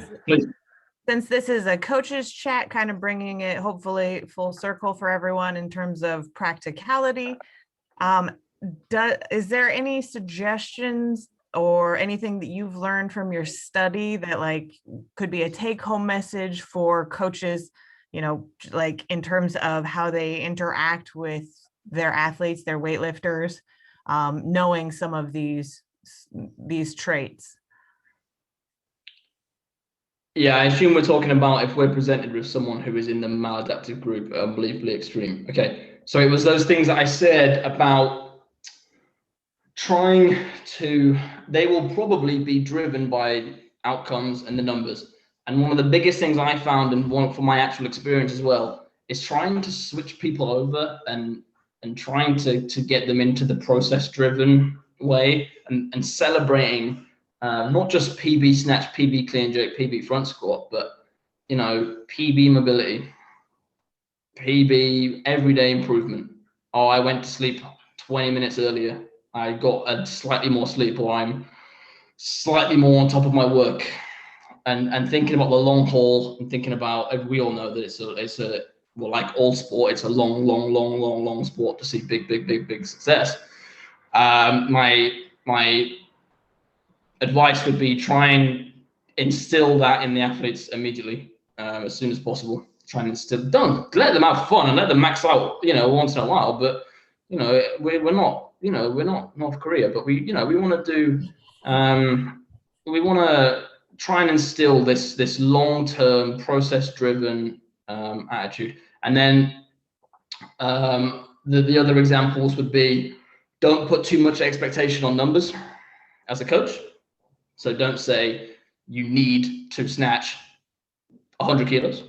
Okay, we'll try and snatch 100 kilos on your third attempt. We'll try. Obviously, this changes a little bit as performance level increases. But what I'm saying is that if we can instill this from immediately, early on, hopefully by the time they've got to elite level performance, they would have already switched over to the adaptive phase. So in that adaptive group, you could more likely say you need to snatch 100 to win this competition, and they'll be like, okay. And if they miss, obviously they'll be annoyed, but they've already got that behavior instilled in them that they can then take it as a learning experience, etc., etc. And then the final piece, so the pieces are process-driven, coaching smart, and just being a nice person. Don't saying if you need 100 for whatever, or, you know, you need 100 snatch. The final one is actually the group, the training group. I think that one person in, if you've got a training group of 20 who always train together, and one of them is showing these signs, that could bring down a lot of people, and that can actually pull people over, I think. So, you know, kicking people out is probably not the right answer, but trying to target that one person and seeing that their behavior might affect everyone else. Yeah. Awesome. Yeah. Fantastic. Thank you. Absolutely brilliant presentation. I appreciate this. I've been looking forward to this all week. Thank you. I practiced. No, definitely. I echo what Ange says. You know, it's been a really informative presentation, and I think it was explained quite simply as well, which I think was, you know, key for something that's such an in-depth topic. But I feel like there's like so many questions you could fly off this and go in so many different directions with things. Well, that's what I thought. Does anyone want to ask questions about more of the mental health stuff in general that isn't passion and perfectionism? Because they're two very specific constructs. Yeah, I guess that's where some of the confusion still lies, doesn't it? With, you know, I know you sent me your dissertation a few months back, but like, obviously I hadn't heard of the words passion and perfectionism, but I never knew there was so much involvement with it. Do you know what I mean? It's such a massive topic. You know, how do you then separate that from just mental health? Like, you know, mental health is obviously very broad, but mental health's massive, yeah, you know, so like there's so many doors you can open, isn't there, with where you want to go with it. I guess I'm just trying to like keep it from a coach's perspective, do you know what I mean, and see how we can relate with our clients and things like that. But yeah, I mean, but if anyone has any questions on mental health, please. Do you see a trend in certain mental health things that relate to the sort of personality types that pick weightlifting, if that makes sense? So other than the like passion and perfection, do you think the sort of personality types that like weightlifting and stick at it, there's certain issues or attributes that can be sort of mixed with those, if that makes sense? Yeah, yes and no. I wouldn't say it would be mental health related, but generally you're going to find that the people who go to individual sports are slightly more introverted. They'll be a little bit more, they might not be super shy like people think introversion is, but they will be okay on their own. They'll be happy to work on themselves. I think I would say the biggest thing, and this is probably because it's a weight class sport, is probably the eating stuff. Yeah, eating stuff, eating any eating. I don't want to say disorders, because obviously there's a fine line between what is then a disorder and what is kind of disordered eating. But disordered eating plus eating disorders would be the biggest one, I would say. I think we're more likely to suffer them, being in a weight class sport, being in an individual sport, and also being in a sport where, yes, you can look any way, but your looks are very on show. So it's a sport for everyone, which is fantastic. You don't have to be a certain shape or size. You can, anyone can do it. But obviously, I mean, I was the same when I first started. I didn't want to wear a singlet. I didn't want to stand on stage in a singlet. I was self-conscious. I know there's a big gap between being self-conscious and disordered eating, but I think it has to start somewhere, and that would be the one thing, yeah.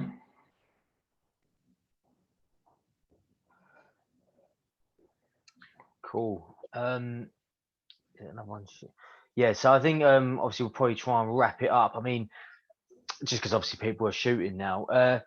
I mean, I had quite a lot of questions in relation to training, but I feel like it's such a. I mean, it's not just it's not obviously necessarily related to mental health and things, but I was looking more at the mental approach towards training. And I know, Ollie, I don't know if you're still about, mate, or if you're silent in that with your camera there, but it was Ollie who I don't know if you follow Ollie on Instagram, but he's following a Max Everyday program, and I know obviously we've all got our own opinions and things on Max Everyday programs and whether they work, whether they're effective. I don't know if you've run one yourself. I have. I found good results, but years ago, and obviously having your degree in strength and conditioning, as does Ollie, as does myself, Vic, and so on. Like you understand training a lot more, and so you look at things differently, don't you? And so, babbling and ranting, but I guess the question comes down to is like your mental approach towards training, like heavy attempts. How do you personally go about? Like, because I've often come to a weight and I've just deadlifted it, where you shut yourself and you thought, I ain't getting under this. When I look it back on camera, it's like here. Do you know what I mean? Yes. And so like, that moment of hesitation where that's it, right? That's cost you the lift. And this kind of comes back to mental approach as well as programming approach. Again, it's a massive, vast subject. So I don't know how you kind of really want to answer that without it really being a question, if you know what I mean. Is this how specifically I do it? Because mine might be different, but I can give my Yeah, absolutely. I was going to ask yourself and Ollie, who's joined us. I mean, we're all lifters, so we're all going to have our own approach. Do you know what I mean? So my approach has changed. I've never been one to get overly hyped, and people probably say that when they train with me. That I'm quite not quiet, but I don't care about what music's playing. I don't need, aggressive music. I do some of my best lifting to Boys to Men, if I'm honest. For me, it's about staying relaxed. So I don't. It's not an issue. It's not like a condition or anything. But I have a real issue with breathing and panic attacks. Basically, is I have a lot. I've had many panic attacks, and my biggest thing is if I can center my breathing and relax my breathing. Having a routine is absolutely essential. Having a pre-lift routine, that all the research ever on pre-lift performance, pre-performance routines have shown that having one that's established and works for you is beneficial. For me, it's walking into the platform, taking a big deep breath in and a big deep breath out through the nose, in through the nose, out through the mouth, and then, to be honest, just smiling and just having a laugh. I can lie to myself and say I'm enjoying this and I don't care, but I obviously care a lot. Yeah. And then when I'm standing in front of the max, like I want to make it, I don't want to miss. Yeah. But I know that for me personally, if I get too panicked and worried, I will miss, and I will be sat down there in the middle of a snatch, hands on the bar, and I'll be breathing, and I'll be too brief, and I won't want to lift it, so I'll panic. So for me, it's about centering my breathing, laugh at nothing, and then lift. Well, so I think relax. Yeah. I mean, obviously, like the preset routine, absolutely. I try and instill that with all my clients. Whether you're warming up on the bar, right, for you working weight, it needs to be identical, robotic. Yeah, a good one that everyone can do is counting, because some people talk to me about my pre-performance routine is I'm gonna look at the light above or I'm gonna look at the center referee's face, and sometimes they're staring at you like, and it's funny as hell. Like you don't want to, and you shouldn't be laughing. So counting is something where like the numbers never change. If you count to 5, it's always 5. It's never, whatever situation you're put in. If you have to lift in a barn, if you have to lift, on an Alico platform on the biggest stage, counting to 5 is always going to be stable. And the biggest thing about pre-performance routines is they have to be stable, and they have to be, they can't be influenced by the environment. Yeah. I think if we go straight up to you then, Ollie. So I know you've just unmuted as well, Henry. But Ollie, like I mentioned to the group, I've been following you on Instagram and that. I've seen your lifts go up ridiculous amounts in the last month and that. I mean, how much would you say that is down to the Maxing Everyday program, and how much would you say is down to your mental approach? For example, you snatched 140 recently. Now, would you say that prior to doing the Daily Max program, you wasn't capable of it, or that you were, but now your mental approach has changed because of it? Does that make sense? Yeah, absolutely. I think the program itself has been so amazing. I mean, I've maxed for over 2 years now, 2 to 3 years. I've pretty much taken my snatch in particular to max, but probably only 3 times a week. Now it's like upwards of 10 times a week, which is pretty crazy. And I've always known it's possible, but I also know nobody really does it. So the way I look at training now is I look at the professionals, so the Bulgarians or even the Russians, and I try and see how I can train like that without the environment and without the substances that they take. So a lot of that comes down to the kind of mental development of those athletes. Some of them are absolute freaks in the sense that if you met them, they would talk to weightlifting so differently to all of us would, because for them it's absolutely everything they've got. It's their, I mean, they're all from the same religion, and they all just say the same words, and they all have the same routines.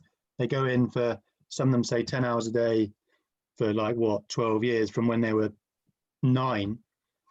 So Yeah, I mean, for me, I say similar to Benedict in terms of the way you'll never see me go up. You'll never see me go nuts. You'll never see me smack myself in the face, or you'll never see me like go crazy over one particular PB.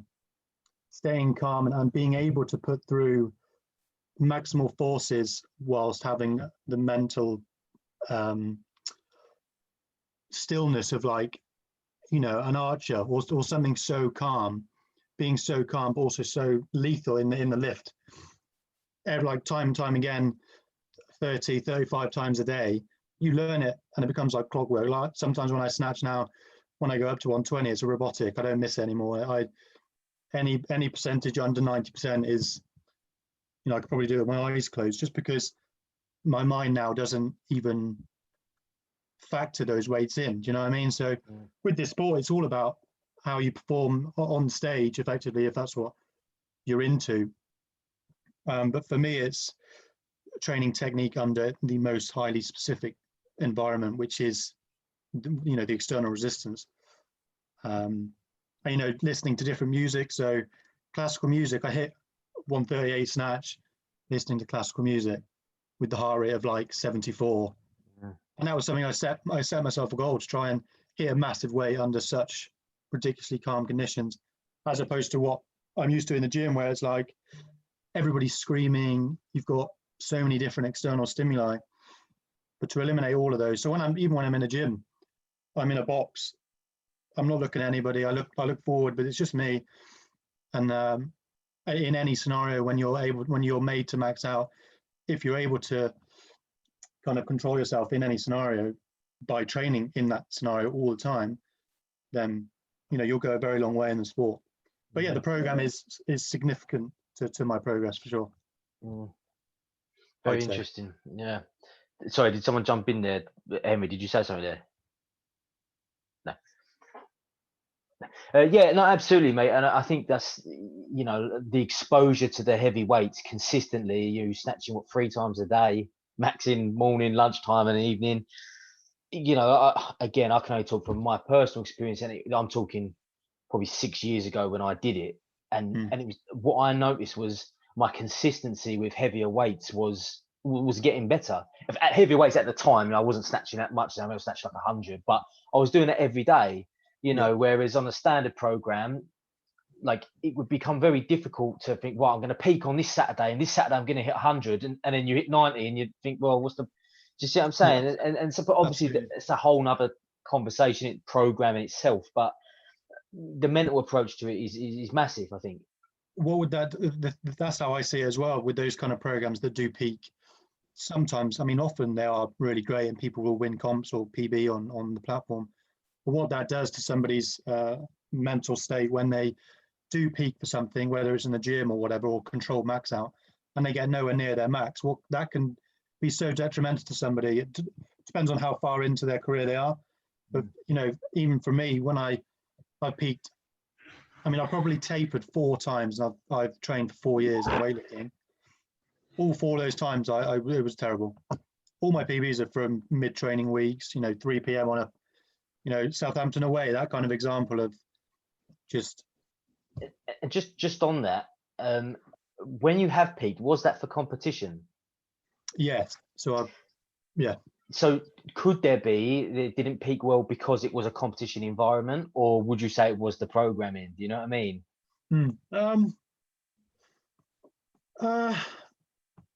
An interesting one, I think, because a lot of my weightlifting, it's all on my own. So when I've competed, I've turned up alone, and so I've had to compete with, you know, Loughborough team shouting at the Loughborough lads or whatever, and so I've just stood there on my own with nobody cheering me. So I think I've learned to take people to comps. So I think I've done badly in some comps just because I was the only one there. And whilst I'm very good alone in training or whatnot, I found it quite a weird experience to have nobody care about what I was doing or whether I was going to win.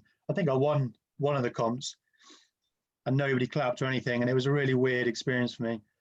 So competitions now, I don't train to compete at all. I train for me, for enjoyment, and also for my kind of system that I look to coach athletes under. But yeah, it's a good question. It probably is to do with the competition, but I guess I've taken deloads, and even them I've been worse. So for me, it's commonly like week 4 or 5 within a cycle that I'll do my big PBs or whatnot. And you'll often read that online with like the US athletes who train heavy all the time, or even the Bulgarians. You'll find that the big lifts happen in the training weeks. I'm sure you guys have all experienced similar. Yeah, absolutely. Yeah, Bennett, you unmuted there. Did you have a question? I am big on, and it's something that is actually Chris has started giving me, is that maxing out on complexes. Often, I know there's a whole argument about maxing out all the time, static clean jerk, and the neurological effect on fatigue and whatnot. And I do disagree a little bit. I think you can obviously adapt quite well, quite fast. But this whole, and it's big on Glenn Penley's book as well, which is, I would absolutely recommend to everyone as a weightlifting coach, Penley's book from Weightlifting House. And it's maxing out on complexes. And it's got to the point where we'll max out on a complex maybe twice a week. And I don't really care. I'm going to follow any program regardless. So I don't really care about like a motivational thing. But I think for a lot of the guys on our team, they want to max out something, obviously. And giving them that is a good way to get them to experience the max out without some of the detrimental fatigue elements, which some coaches obviously swear by. It's also, if you again, I'm sure you've experienced this. If you do a complex, it's really not the snatch or the clean jerk, and you get a really high percentage, it builds a lot of confidence. Yeah. So if you can do a pull plus slow snatch plus snatch bounce plus overhead squat at 90% Yep. then your confidence is through the roof. And then next time you touch that weight for a normal snatch, go on, man, it's like nothing. Yeah, I completely agree with you there, Benedict. You know, it's a shame Andrew's gone now. We spoke about putting complexes in the current program I'm in, and I've had complex before when I've done programs. And I think what the key thing for me I found is because you can hit PBs again. Do you know what I mean? Like with snatch and clean jerk singles, it's very rare to hit a PB. You know, you have to train longer and longer and longer to hit them. Whereas, right, new exercise, new complex, boom, but it's easy to add a couple of kilos to that every week, and then your motivation's increasing drastically. It's what I'm not sure if it was in Penley's book or if it was in a podcast I heard about it, but he was sort of big on trying to PB something every day. Yeah, and if someone had a really bad session, and this is purely for confidence, if someone had a really bad session, it'd be like, right, go PB your 20 RM bicep curl. Or something so random that they know they can get a PB every time. And I'm actually doing this with one of my athletes at the moment. He's trying to PB anything in every day of 2021. And so far he's doing it. And his confidence is just building. But then at the same time, it's like maxing out snatch and maxing out clean jerk is tried and tested and works quite a lot for a lot of people. So it's finding the balance, I think. Obviously, not everyone responds to it, but I think it's finding the balance. That's something we push a little bit, is that idea of like relative intensity. So like you can go to a max, but it's not a true max because it's a power clean or it's a clean front squat jerk. So you're still going to maximum, but it's self-limited by the fact that it's a power or a complex. So then the total like tonnage or load that you're under is a little bit lower, so it doesn't quite beat you up as much. So that's something, that thing. And then I think the other thing is that you were saying about like confidence of like, if you do lots of heavy singles, we notice a lot of people snatching heavier more often gives them a lot more confidence. Whereas clean and jerks, obviously it beats you up that little bit more. So you were saying, Ollie, about, you know, just your confidence going into it and stuff like that. But I think that's down to each person. Because I heard a story about David Riggett and how he never really went above 70%. And then someone asked him what he could do. And with no warm-up, he stood there, stared at the bar, started like sweating profusely, and then snatched 98%, no warm-up or something like that. And just like this thing that, and you're talking about pre-performance routine, he created a physical response, like he got hot and started sweating and then snatched the bar. Like, which is like, but obviously for most people, if I walked up to 98% fucking cold, I'm not even going to do it. I think Eddie Hall talked about that with his 500 deadlift. That he would try and picture himself as one of his kids, he was lifting the bar up because it was crushing one of his kids or something, and that you just get extra, and then he could just, obviously he warmed up for the 500, but something that created that kind of physical stimulus, that physical response. Yeah, that's a good one. I think it's very interesting. I feel like every single person, we know, is capable of doing so much more than. But we all set limits. Do you know what I mean? And I think whether you know you're doing it consciously or subconsciously, it's always in the back of your head. Do you know what I mean? And I feel like, for me, a very interesting subject is, how do you tap into that reserve almost? I remember reading a book called Peak Performance. In fact, I lent it to Louise, who's not with us anymore, but long story short, he was a powerlifter. I can't remember the stats, but let's say his best squat was 300 kilos, and then he hadn't lifted for 10 years, and he went to see this psychiatrist or psychologist, whatever, somewhere in Russia, and basically they said, "Right, you're going to max out," and he said, "Well, I haven't trained in 10 years, like I haven't." He said, "No, it doesn't matter how we're going to do." And this, for argument's sake, say he squatted 150 or whatever. After he attempted it so many times, I can't do it, I can't do it anymore. The psychiatrist, or whoever was at the time, he took him to the room for 45 minutes. We don't know what was said, but he come back out and squatted a lifetime PB. And you just think, how the hell is that possible? Do you know what I mean? Like, it obviously is, but how? And I think that's the mental approach I find so fascinating now. Like, as I'm sure we all do as lifters, I feel like physically I'm capable of lifting a lot more than I am, but sometimes I feel like I'm not in my head. And as you know, you almost need to overcome that mentally before you can even think about doing it physically. I think creating your own mental smelling salts. Yeah, some of them was, yeah. I think something Ollie said was quite interesting. You said about like being at comps and no one cheering for you and stuff like that. And like coaching at the uni, you saying about Loughborough and like everyone screaming and stuff, it can be really off-putting, especially when they got two platforms running at once. The uni champs, but I had one of the comps I went to, a load of the members of our CrossFit gym turned up, and because it was one of the regional series, they'd all paid like £15 to watch. And I got terrible imposter syndrome that these people had come to pay to watch me lift. And I'm like, well, I'm shit. Why would you want to watch me? And I cleaned like a 6 kilo PB because I'd said to everyone, whatever weight I needed on the last clean and jerk for the British champs, I was going to put on the bar. And I think there was that big thing when I walked out on the platform. I was like, well, if I fucking deadlift this and all these people have paid to watch my terrible lifting, but then conversely, I've gone to other comps where you've got loads of teams and I've just been there on my own, and it's a very different environment, right? Do you think that always comes back also to like how you are as a human in terms of like introverted and extroverted? So for instance, like I was a dancer, so I'm very introverted in terms of, as an athlete, I can really push myself, and someone else has little impact on my ego. Whereas to some people, if for instance, you are someone that's environmentally impacted, putting yourself in those positions, like if you've got a big comp, going to a gym and just like almost imitating that situation, like might help. Do you think? I guess that comes with training age and understanding like experience, right?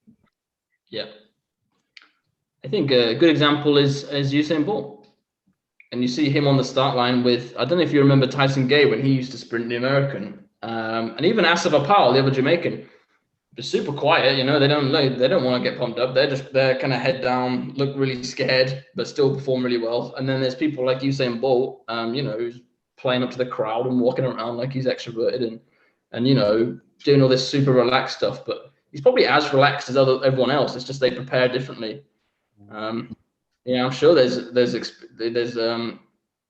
examples of it in weightlifting. Like Lash is pretty relaxed. I think he just walks up and snatches 223, but then I'm sure there's guys who will like scream into the bar, and I think their personality profile does come into it quite a lot. I think extroverted people are generally more playing up to the crowd.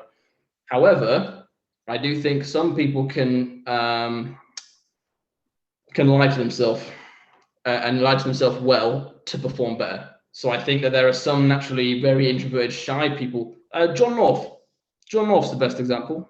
I'm sure he's not elite, but he's decent. American lifter.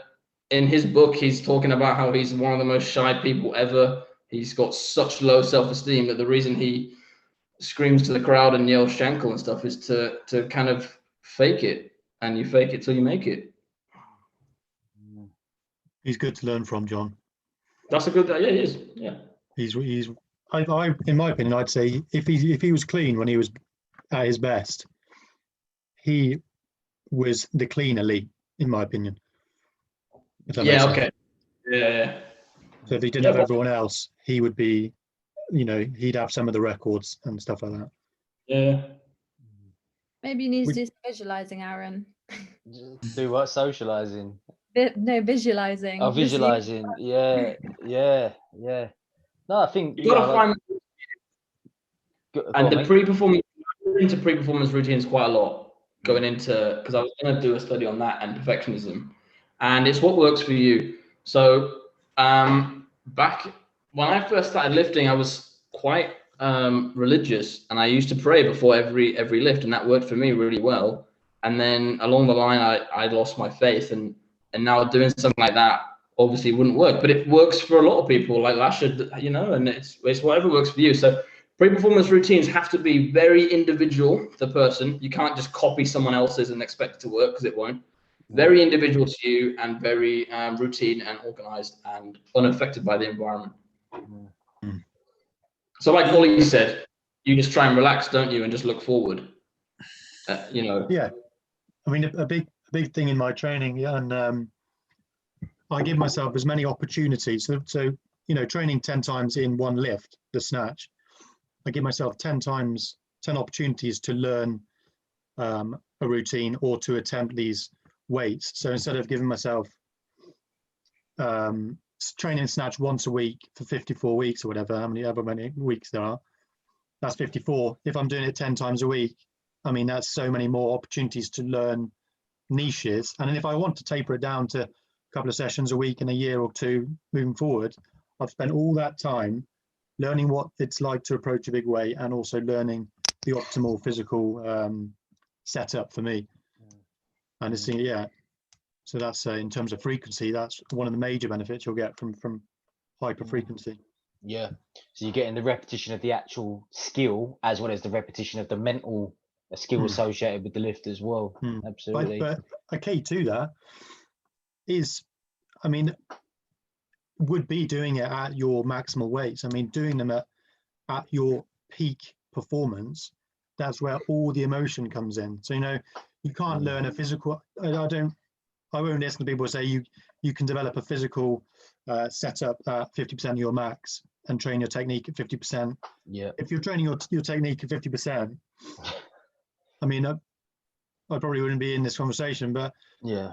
But you learn so much more at these big. Not everyone can do it, and obviously there are different ways of going about it. But this is one of the optimal ways to do it if you come under the bracket who are able to kind of adapt to it, or you have the mind for it. But yeah, I mean, it just puts you in a condition that rarely anybody experiences. Yeah, it is a different kettle of fish, and it's something to definitely look into. Yeah, not necessarily do it. No, it's very interesting. Very interesting. Well, guys, I think just because it's currently 7 o'clock now, and obviously I still want to be in a relationship by the time the show's finished. I think we'll wrap it up. But mate, I'm super keen to carry on this type of conversation, because like the programming, the mindset, and all that. I mean, that's what we all live and breathe for, right? Isn't it? As weightlifters. So I'll chat in the group, and we'll try and sort out another date. And even if there's no presentation as such, like I think if we can just have these type of discussions, because we all can bring some experience and knowledge to the table. So Benedict, thank you very much for the presentation, mate. It was very, very good. I'll stop recording now.